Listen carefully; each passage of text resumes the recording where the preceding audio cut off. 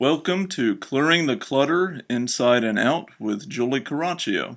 Every Tuesday at 1 p.m., Julie interviews experts on all areas of clutter: physical, mental, spiritual, and emotional. A clutter coach and professional organizer, Julie also offers tips to help you get clutter-free for a more joyful and fulfilling life. I'm very excited today because we are going to be talking about all those areas. I do this series because I believe we all have gifts to share, but clutter can get in the way because clutter is literally stuck, stagnant energy. And the first principle of feng shui, if you've heard of that, is to change your life is to clear the clutter. So we're going to talk about changing your life and manifesting all those things that you want in your life. And I'm super excited because today's guest is going to tell us about that and how clutter relates to all that. So we're going to do a different twist today on attracting and manifesting. Hemal Radia is the author of Find You and You Find Everything: The Secrets to the Law of Attraction. He is a world-renowned expert on manifesting and law of attraction, a super coach, mentor, and an international speaker. Welcome, Hemal. Thank you, Julie. Great to be here. We are super excited to have you. I love when we first talked, and a shout out to our mutual friend Erin Bowers. She contacted me. She said, "Oh my gosh, you got to have this guy on your show." So I said, "All right, connect me with him." Thank you, Erin. But let's talk about what I love about you is you're looking at clutter in a completely different way than anyone I've ever talked to, and I just think this is so important. So first, for people who are out there that might not understand, what is the law of attraction? How do you define that? Okay, over the years there's been a lot of hype about the word law of attraction, so let me sort of clarify what it is. I mean, there's been a lot of hype, there's a lot of products, books, and I would say also be careful because there's a lot of hype out there and it's not really with anything substantial. But let me give you the definition here of what law of attraction is and how to make it work.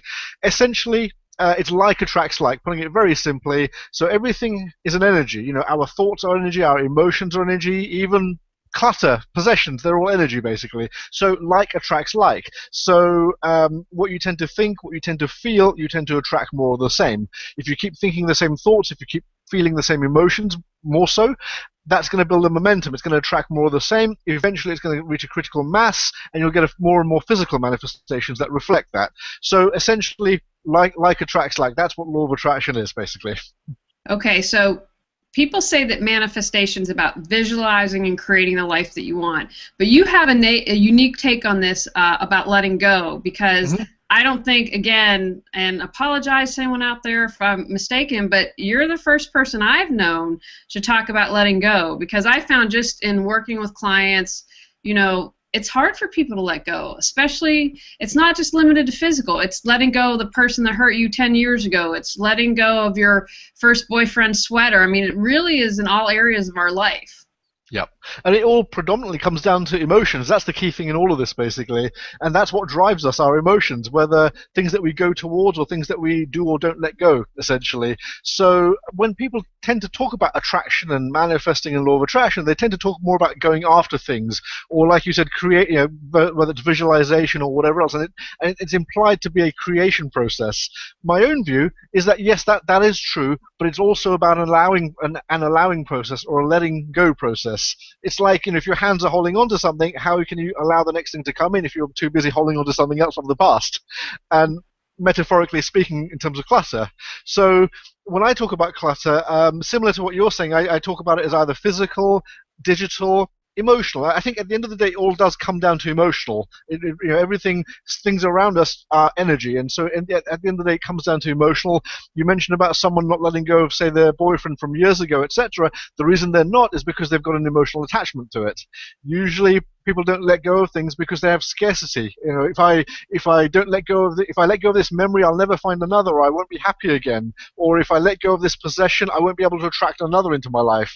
So they're holding on to stuff, and it's more about clinging on to stuff from a place and a principle of scarcity rather than abundance and flow. So, you know, I think one thing, if you want to learn more about clutter, is to actually embrace the notion of abundance and flow, and to have faith that if you let something go, more will come in. Most people are actually scared of letting stuff go because they think that they won't be okay without it. So it's about having faith in yourself and the universe that you will be okay. I want to talk for a moment. Would you say that it all boils down to scarcity? Or does Yeah. it boil down maybe to I'm not good enough or I don't deserve? Or would you say in your practice in assisting people that it's mainly scarcity? Yeah, it's all interconnected. It's all. I mean, if we get to the common derivative, it's actually fear, really, if you think about it. So scarcity is from fear that I won't have enough. There won't be another. It won't be okay. I won't be happy again. If I let go of this possession, I can't attract more money. Money is hard to come by. And if you keep asking behind that, you end up with scarcity and fear. So it's fear at the end of the day. Do you think that that's something? I mean, I think when we're born, obviously, I'm sure you'd probably agree with this. We're perfect. We don't have any issues, and then life happens. Have you found that it seems to be it's something within the family that people learn, or is it societal, or a combination of all of that? Yeah, it could be anyway. It could be growing up and in school, and people, the way people treat them in school, for example. It could be parents. It could be.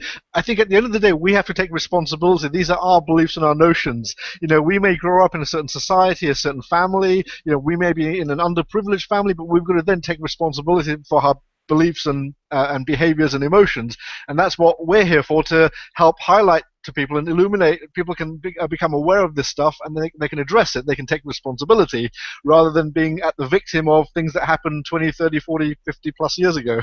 I love that you talk about that, and I definitely want to talk about this a little more because I believe we create our life, as I'm sure you would agree with me. But so many people, oh, no, life happens to me, and they don't own it, they don't take responsibility, and they wonder why it doesn't change. Yeah, I think if someone is listening to this or watching this, and that's where they're from, I would say, well, why don't you pretend that you're responsible? Well, let's use another one. Let's pretend you're at control or in charge of your life. Okay. Sometimes some people, responsibility implies blame and fault, and that's not what we're getting at. We're saying because if you can't take responsibility, or you can't be at cause for things, then you can't change it, essentially. So let's pretend that, in fact, everything around you, even despite whatever beliefs you've grown up with, what if you're actually influencing everything that's happening around you? Whether it's true or not, let's just pretend. Let's play on that belief. Let's just wear that belief for a moment and pretend we're having that, and then see how your perspective changes. So just pretend and take it on board. What would you say that most people, since you work with a lot of people, and I know you've written books and have followers, are people even aware of their thoughts? Or is that something that you have to help them in the beginning say, okay, you have scarcity thoughts, because they might not, but might start here, but have to come to this realization, oh, wow, that's truly what I'm thinking? That's a really great question. That's a really great question because it's exactly what you said there, that people are actually unconscious of their thoughts. So they tend to have these thoughts, but they're so habitual now. They're so used to having these thoughts for years, several years, 10 years, 20 years, that's just a part of who they are. So whether it be about money, it be about relationships, men, women, whatever else, whether it's thoughts of scarcity, fear, they're just so habitual, these thoughts, that they think these thoughts without even thinking twice about them, basically. So when they think about money, they think of maybe, can I pay my bills at the end of the week? Do I have enough? And so these are all thoughts that are tinged with fear or scarcity or anxiety. So when people say, why am I not attracting the things that I want? I'm practicing the visualization, I'm doing all this stuff, and so on and so on. It's actually because they have thoughts that are outside of their conscious awareness that they're not aware of. And that's a lot of the work that I do. And I actually say this, that I'm helping people to become consciously aware of the thoughts they're having. They're just outside of conscious awareness. So people do these things to themselves without actually realizing it, yes. I want to talk briefly about The Secret. Now, I first saw it, I'm kind of behind the times, so I just saw it probably, my husband and I sat down and watched it maybe 3 or 4 months ago. He's like, well, let's watch this. I was like, if he wants to watch something spiritual, we're going to watch it. But I think that, it had great success, I believe, all over the world, book and film, but a lot of people, they haven't changed. So would you say that there's something missing, or people weren't able to become consciously aware of what's going on? I feel like there's a piece missing. Does that make sense? Agree. I totally agree with you. That's always been my view as well. Whilst I think it was around 2006 when it came out, whilst it was useful in increasing the awareness of this type of concept, the law of attraction, or creating your reality. So I think it was great in increasing the awareness. It's inspirational, it's colorful if you're watching the DVD, etc. My view is, though, it doesn't really go into enough of the how or the spiritual side. It focuses also a lot on the action. And my view is actually it's not just action, it's the energy side of things as well. If your energy is aligned, then the actions will flow naturally. It'll be more inspirational rather than forcing actions. Because you could be someone that does all the actions but things don't happen, because if you're not quite lined up to it, things will keep evading you. So it's also about energy as well. So my view is it was useful. The Secret was useful in when it came out, increasing the awareness. But there is so much more, especially energetically and spiritually, and that's also what we're talking about here in terms of we're talking about fear, we're talking about clearing energy, we're talking about clearing clutter. For me, that's actually more important than all the other stuff, really. I want to talk a little bit, and this might tell you a lot about me and maybe where I struggle, but my issue with The Secret is I felt the emphasis was too much on material possessions. And so kind of what I struggle with and wonder with is there a balance? Like, for instance, in my life, I want to be comfortable. My goal is financial freedom so that I can spend time with my family, or if I'd like to travel somewhere, one house is fine. One car for me is fine. I don't need an abundance, and I really am trying to come up as an observation and neutral, because I wonder, is there within all this manifestation and law of attraction, is there too much? And at the same time, I mean, I'd say probably I have a lot of things compared to a lot of people have a lot more, but I had someone say to me, you have so much, and I'm someone who I clear out everything once a year. I'm very on top of that. So I would love your thoughts about that. Is there too much, or does the law of creation not think of it that way? Talk a little bit about that. Okay, there's many different things we can say. First of all, I mean, perhaps The Secret was made to a certain audience. I mean, I guess it was very well marketed, and I'm sure they were aware of also a certain target audience as well, potentially, and what they were looking for, because a lot of people are looking to manifest money, material things, their ex-partner, etc., etc. So maybe it was oriented around that, possibly.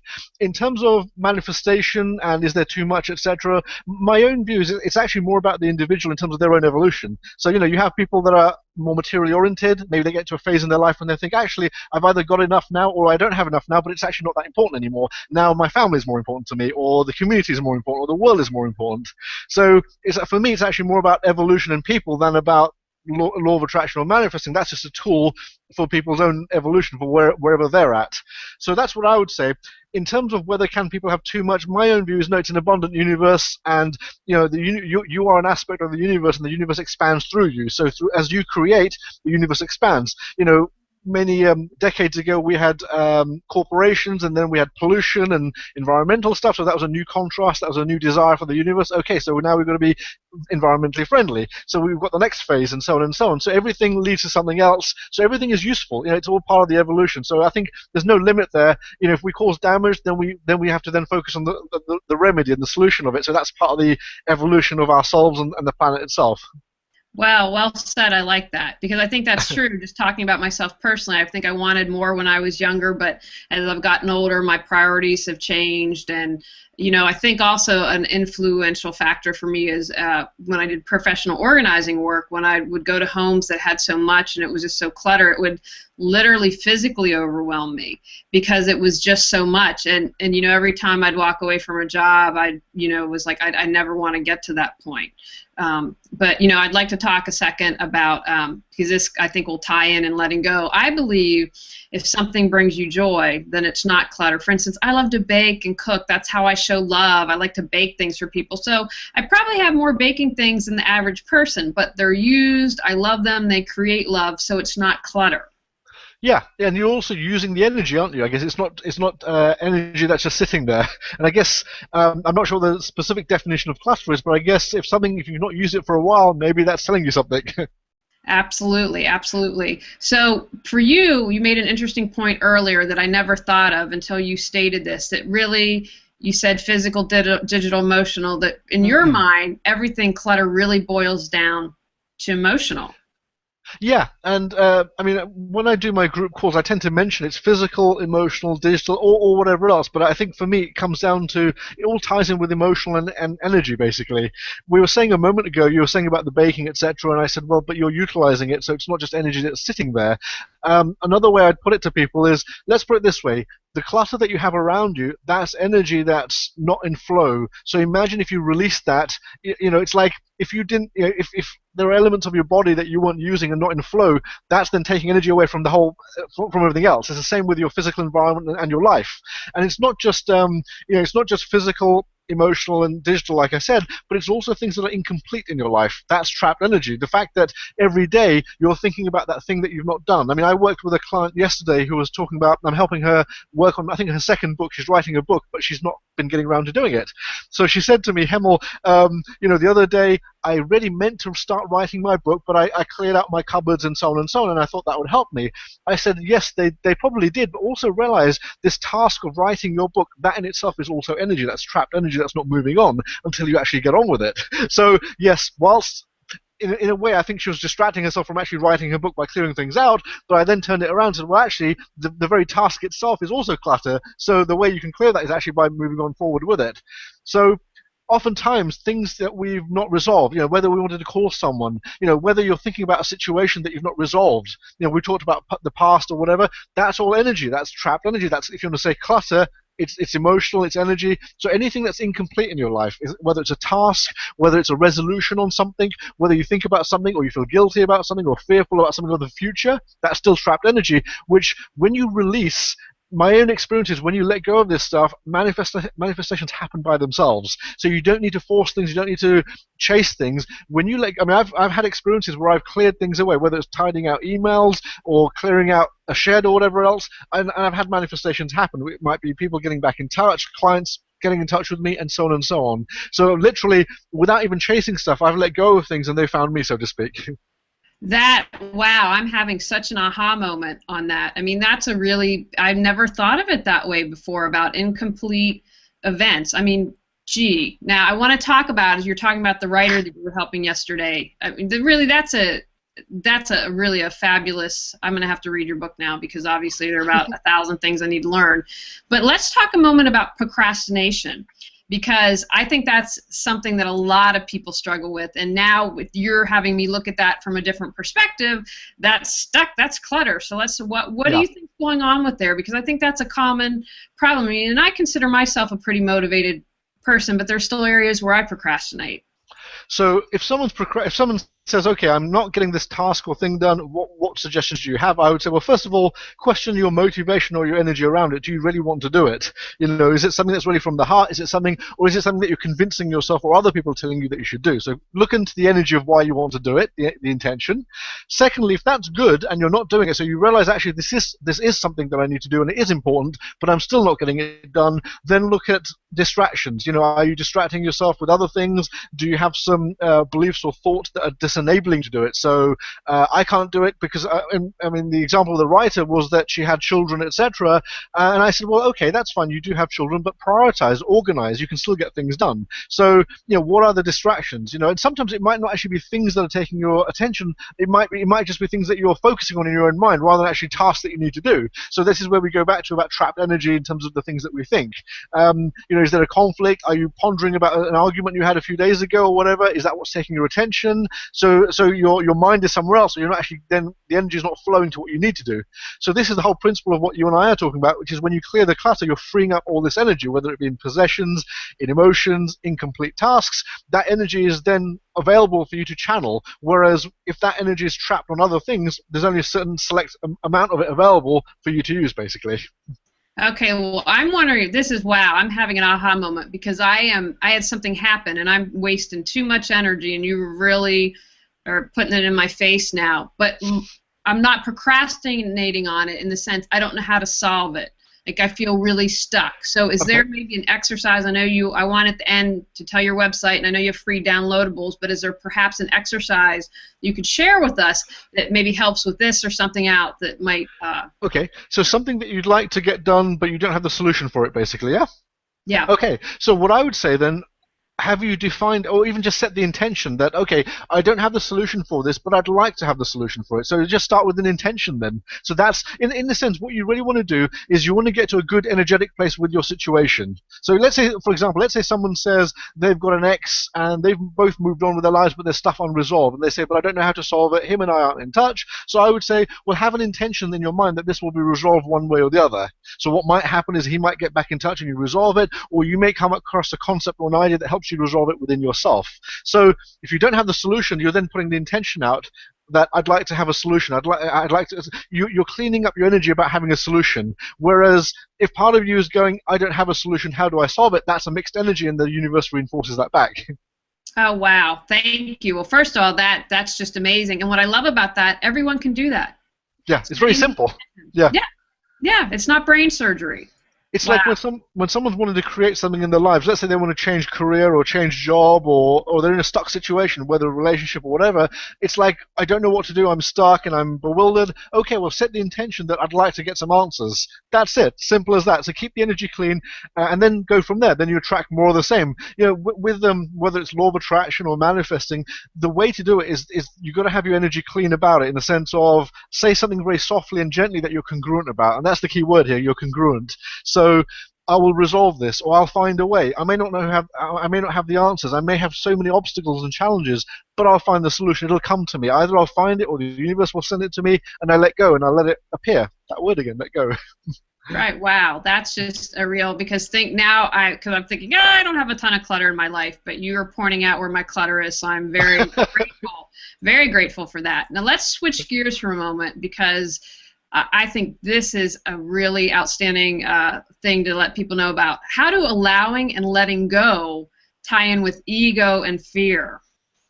Right, okay. So, I mean, ego is a word that's used in many contexts and in different ways. So let me define how I mean that. For me, ego is really judgmental. It's when you're labeling things in a way that's we always have to label things to get through life anyway, so we're always going to have to label things, apple, car, orange. So but it's when you label things in a judgmental way that are taking you out of your flow.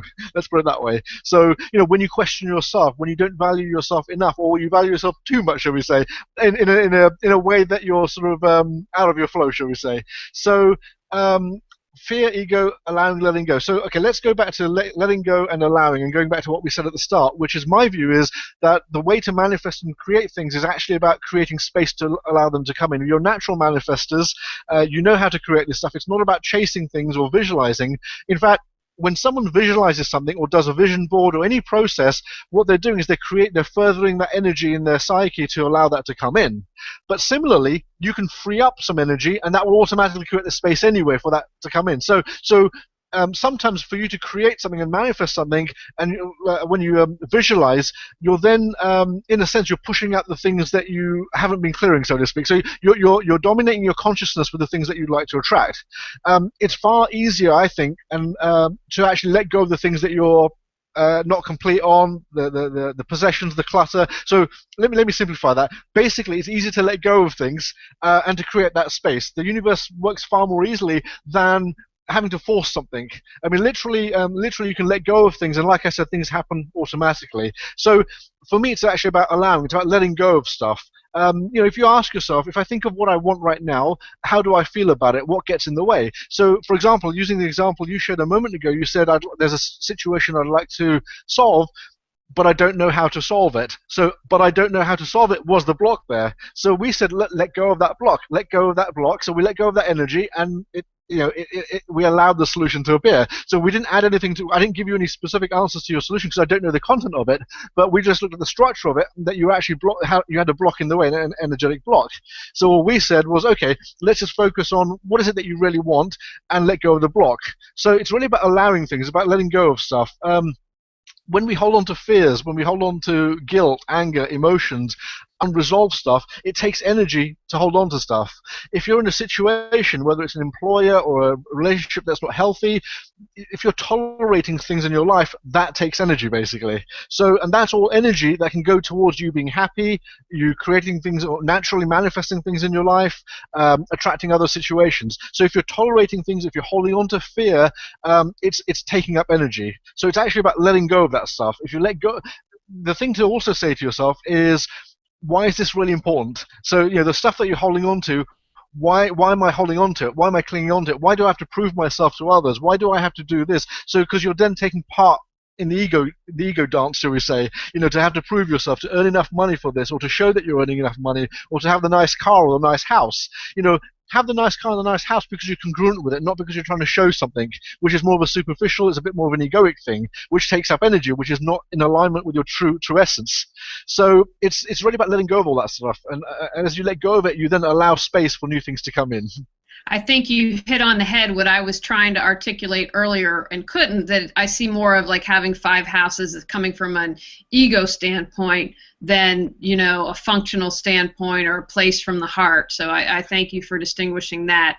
I had another thought and I lost it. Have you found that, how long does this process take when you work with someone? I mean, if I'm in my 40s, and if you've been having these thoughts for 40 years, have you found that, boom, it can switch like that, or that it takes some process to do some digging to really get down to be able to clear it out? Everyone's individual because of your own background, etc. I mean, when we were talking earlier about letting go of energy and so on, what I was going to say is it's also about the intensity of the emotion and how intense you have it as well. The more intense something is, the more energy it takes up. But in terms of how quickly it can go, it doesn't, just because something is intense doesn't mean it has to take long for it to move on. It's all about perspective. The reason and the way that we evolve is we change perspective. We change, the reason we feel differently about a situation is because we see it differently, or we have a new opinion on it, basically. And that's what shifts things. So in terms of how quickly things can happen, it's really about as quick as you can change your mind, as quickly as you can shift how you see a situation. So that's down to us as individuals. So it doesn't need to take long. I mean, I've worked with people and things can happen very, very quickly, basically. But it's down to us. It's just like in this conversation, we've shared many insights, which for many people they may not have been aware of, and there may have been some profound changes that have occurred even just as a result of this. So things can happen quickly. It's just down to us and how quickly we allow ourselves to shift as well. Now that you say that, I got married last fall, and I think since meeting my husband, we met and got married within. Thank you. We got married after meeting within less than a year, and it happened pretty quickly. But I've noticed that my tolerance level. In the past, I would have stayed with friends or business relationships that maybe were draining, would probably be the best way, or that just there was more give as opposed to a more equal relationship. And since marrying him, I'm just like, no, just like it's okay, I'm going to let it go. Whereas in the past, I would have, well, can I change it? Can I stick it out? Blah, blah, blah. Right, right. And you've got something more meaningful as well. The motivation behind all this is far more grander as well, a love relationship as well. Now, do you feel that clutter is symbolic of something? Yes, that's a good question, because as within, as without, as they say. So it's like, what if someone's finding it troublesome to let go of something, then say, well, what is this represented? What does this represent to me? If you're finding, let's say, some clothing, some dresses, or some trousers, or shirts, or whatever you're not letting go of, why? Does it remind you of a phase of your life? So what is it symbolic of? And so, in a sense, then you can say to yourself, well, what is it that I need to have within myself, so then I don't need to have it on the outside? And that's the way to true manifesting. It's actually finding it on the inside. Too often people are chasing stuff on the outside to feel better on the inside. But the secret to manifesting is actually get it on the inside, and it won't actually matter whether you have it on the outside or not, but in likelihood it'll show up anyway then. But then because you have it within you, it doesn't really matter anyway. So it's asking yourself, what is this symbolic of? I remember years ago when I realized, okay, I need to tidy out these emails, I realized like some emails I was holding on to, and I said, what's the belief or the viewpoint I'm having that's making me keep these and not let them go? And it came down to scarcity. It was like, okay, maybe there's some information here, maybe there's going to be an offer or something that I can use, or maybe one day I'll use what's in here. And so, and of course, in likelihood, I never followed up on those, and we never do, sort of thing. So I realized that, and I said to myself, okay, it's about scarcity and abundance. So if I'm truly aligned to my source, to whatever I believe in, then it'll show up itself. It'll show up wherever. If I let go of this email, that's okay. The opportunity will show up somewhere else in some other way. It's not about this email. So it's about letting go of stuff. Notice the things that you have around you. Is it emotional clutter? Are you someone that has friendships or relationships and then you feel guilty afterwards, or you question whether you're going to have another nicer friend or another nicer relationship? So notice if there's a pattern to your emotional clutter. Is it about fear? Is it about anxiety? Is it about not being good enough? Is it about guilt, feeling guilty? So notice if that's symbolic of part of your personality in terms of, do you give yourself a hard time? So what are the patterns? What are the characteristics? So use the patterns of your clutter to give you an awareness of yourself. What are you holding on to? Is it more material oriented? Is it symbolic of relationships? Is it about health related? So what is it? So let it give you an awareness of yourself so you can make shifts and things change in your life. That's amazing. I keep having these aha moments. I don't know what I'm going to do. I'm about to fall over because I was thinking in my work, because for the most part, I've said, I've been good with clutter. I've got a lot of work to do. But in my work, I would hold on to emails, and as you were speaking, I'm like, you were holding on to them for fear they were going to come back and say, this was wrong or you didn't do this, and that's why you're holding on, and realizing, no, you did your job and you did it well. But that's... Yep. Sorry, also realize that what you just said, that you're holding on to it for reasons of fear, not of flow. Realize that.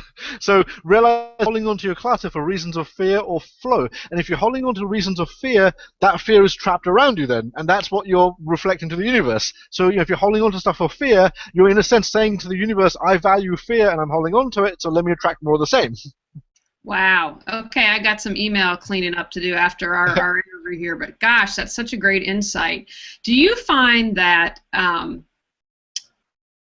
some regular practice such as meditation might help? Because I think if I'm understanding you correctly, it's ego getting in the way a lot of the times, saying there's scarcity, there's abundance, because our true essence would know, no, there's not. That's not how it is. So to something like meditation or regular practice, what do you suggest to people to be able to hear our true essence as opposed to our ego? Well, in your case, it sounds like baking. That's one. It's following what you really enjoy. For some people, maybe meditation would help in terms of clearing their mind. For me, what I like to do is I might get a piece of paper and I'll write down what I've been thinking that day. Where have my thoughts been going? And then I'll sort of dismantle. Okay, why am I thinking that? Why do I need to think that? Let me let that go. What do I want to think of instead? So that's kind of how I do it. Some people may like to quieten their mind. And as they quieten their inner dialogue, it quietens the chatter, and so then they feel that flow within themselves. But another way is really ask yourself, what do you really enjoy in your life? So whether it's whether it's baking, whether it's playing with kittens or puppies, or writing a book, or playing some music, or walking in the park, what is it that takes you in connection with your true essence? So that's what I would say. Focus on what your true essence is, and let that grow. As that grows, it magnifies. As you start to get more in tune with that, you'll then be selective. It's kind of like when someone goes on a healthy diet and they do that for 30 or 60 days. Afterwards, they're very sensitive to food that isn't healthy or unhealthy at that point. So similarly, as you get into your essence more and you make that more aware of your life, you're going to become conscious of it and more sensitive to it and things that aren't in alignment with it, and you can step away from those. Sometimes what happens for some people is that they've lived lives for many years and many decades where they've had noise and clutter and things that are out of alignment with themselves, and just by habit, maybe they're in a relationship where someone's not being supportive of them, and that's just the way they think things should be, and so they've kind of become used to it, and so it's almost like they've created walls to actually get in tune with themselves. They almost don't recognize their own voice nowadays. So it's getting in tune with yourself more, and then stepping away from this and following the light more and more. Now, what would you say to someone? I mean, I've had so many aha moments, and you have such great, and for me, new information here. But someone might be watching or watch later, and they're saying, you know what? It's all good and dandy, but I'm in the middle of a divorce. I just lost my job. I'm really struggling. I'm in one of those dark moments. What advice would you have for them? Okay, so it ties in similar to, I think, the question that you shared earlier about the situation you were mentioning. So let's say someone says they're going through a divorce or they're about to lose their job. So right now, I may not know my answers, but how about okay, I want to go through this divorce, but I want to go through it smoothly and easily, or I'm going to lose my job, but I want the next branch to appear for me, whatever it may be, whether it's me setting up my own business or getting another job. So start with an intention. What would I like? And then just by stating that intention, usually it's quite soft. We don't have many blocks about it because we state it quite generally. But when we get specific, sometimes we have a lot of things that get in the way, because if we say, well, I want to have a job that's earning 50 grand or 100 grand, we may have some beliefs that get in the way. So let's just start with something general, like, well, I'd like to attract a better situation, whether it's self-employment or a new job. I'd like to attract, or I'd like to smoothly move out of this relationship, this divorce, and attract a better life for myself later on down the line, and so on and so on. So state an intention. One way to become sensitive of your clutter is to say, okay, well, what is it that I would really like in my life? So whether you're going through these situations or not, what is it that you'd really like in your life? So you might define a situation, whether it's a relationship situation or a business thing. As you do that, ask yourself, if I have it in my life right now, how do I feel about it? You'll often get a clue as to your clutter when you do that. I'll give you an example. A couple of years ago, I did a radio show, and it was about relationships, and this woman rang in. She was in the US, and she asked a question saying, "Well, I've been doing all this visualization, etc., but I don't. Nothing's been coming into my life." And I said, "Well, what have you been visualizing or working on?" And she said, "Well, I'm working on visualizing a man that's attractive and I'm happy and I'm in a relationship with." And it was very general, the terms she used. And I said, "Well, why is it so general? Why don't you get a little bit more specific?" And she said, "Well, I don't want to limit my options." And I said, so this is the thing. I said, well, this is the thing. When you define what you want, get specific in that it excites you, but it doesn't have to be that it's just that scenario. So, for example, I said, if you said you're going to attract a brown-haired guy, for example, that you're attracted to, and it makes you feel good, that's flowing your energy in that moment. That's fine. But it can be a brown-haired guy, a blonde guy, etc., etc. It's pretty open how it comes to you. The key thing is, as you get specific, the energy flows more and more. And I said to her, so let's say now you have a relationship. Okay, what if a guy was ready to move in with you, or you were ready to move in with him tomorrow? How would you feel? And she said, she goes, I know what I need to work on. I've been through a divorce, and there's still some emotional stuff I need to deal with. So for her, she'd been doing all this stuff. So it goes back to what we said earlier. People can try and create stuff, but if they're not underneath all that, if they don't have the space for it, they're gonna, whether sabotage is the right word, but they're going to be conflicting. So if part of them is trying to visualize something, but on another level they're not quite ready for it, it's not going to come in, basically. So ask yourself, if I have the relationship I want tomorrow, or if I have the job that I want tomorrow, what comes up? So someone might say, well, if I get the job tomorrow, it feels scary. I don't feel good enough. I don't feel ready. Okay, so you have beliefs about not being good enough. So what I would say is, think of what you want. And what if you have it today or tomorrow? How does it feel? What comes up within you? And write down whatever comes up, and be really sent to the smallest of thoughts, because that's how subtle it can be. So make a note of them and work through them. That's the cluster that you need to address. It could be beliefs, it could be emotions. Wow, that's great. I have one, I'd like to comment on that. True story. So I had made a list like that, and I had like integrity, kind-heartedness, and really my husband is everything on the list. Well, he is an inch shorter than I am, and on my list I had like between 6 foot, 6'3". I took it off, and 2 weeks later I met my husband. True story. Lovely. Very nice. And yeah. You're happy, though. Yeah, the inch didn't make a difference, did it? Oh, yeah, no, gosh, no. I mean, I couldn't. He was so worth the wait. He was so amazing. But I just want to reinforce what you shared. Right. And that's the thing. It's like letting go of sometimes the details. Like someone will say, but what if he or she is a bit different? Well, make what you want so appealing that it doesn't matter then. Some of the details won't matter. And this is what we talk about when we talk about ego. And so what I mean by that is judgment.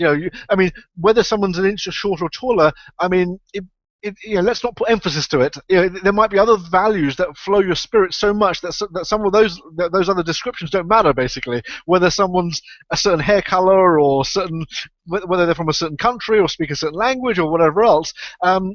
Make your dream so big, so compelling that some of these details won't matter. I think when we talked about symbolism earlier, and you were asking about is clutter symbolic, the goals that we set, and I mentioned this in my book, that they're really symbolic representations. So when you define a goal, that's actually emitting a frequency in resonance with your goal. So what you define in your mind is not necessarily exactly the thing that you're attracting. It's a similar signal to what you're attracting. And so that's what happens. You put out a similar signal and you attract something very similar energetically. So that's why sometimes things can vary, and sometimes it can be so worth it because you find something so much more compelling than what you first thought. What I would love for you, because in several instances we've talked about and you shared, it boils down to the emotion and a blockage there. So do you have any advice for people on how to let go of those blockages or shift that energy? So I think the first thing is what we said earlier is becoming aware of it. And like I said, we can go through life and not be aware of it. People carry guilt and fear and aren't conscious of it because it's so habitual, or they don't think about it, or they think that's just how they need to be now, and they don't. So it's kind of like, when you start out life all fresh like a baby with a few things to hang on emotionally.